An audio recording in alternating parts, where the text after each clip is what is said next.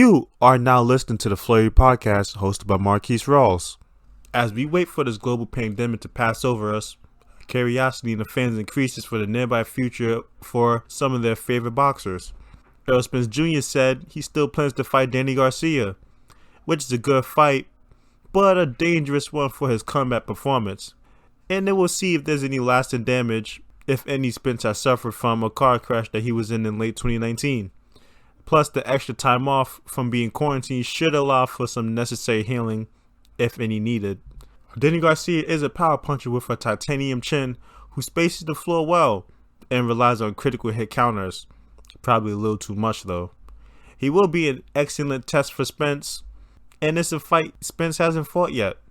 The slow, patient, and calculated fight where he can't overpower his opponent like he did the other Garcia.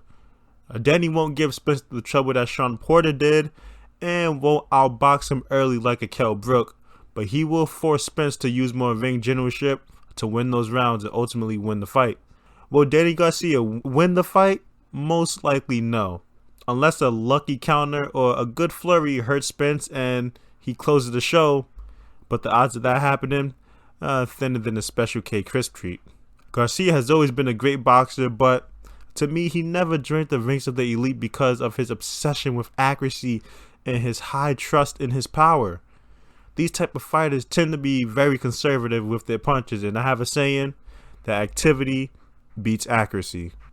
In next news, Teofimo Lopez has been trending in the universe of boxing, saying he will bully Lomachenko to beat him.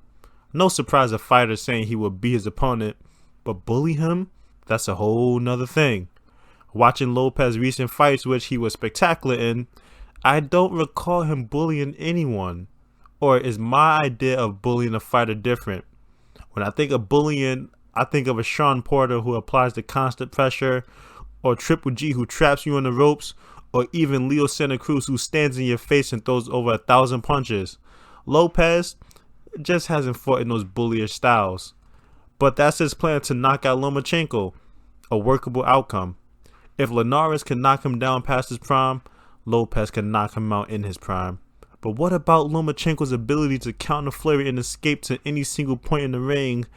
That will make it a tough task for Lopez to even land clean hits. He will need to be able to make some serious adjustments and think quick like an AI robot. If not, he'll become another dead agent in Lomachenko's matrix. Or he'll quit on his stool, but Lopez doesn't strike me to be that tight. You were just listening to the Flurry podcast hosted by Marquise Rawls. Stay tuned for the next episode, or go back and listen to the previous episodes if you haven't done so.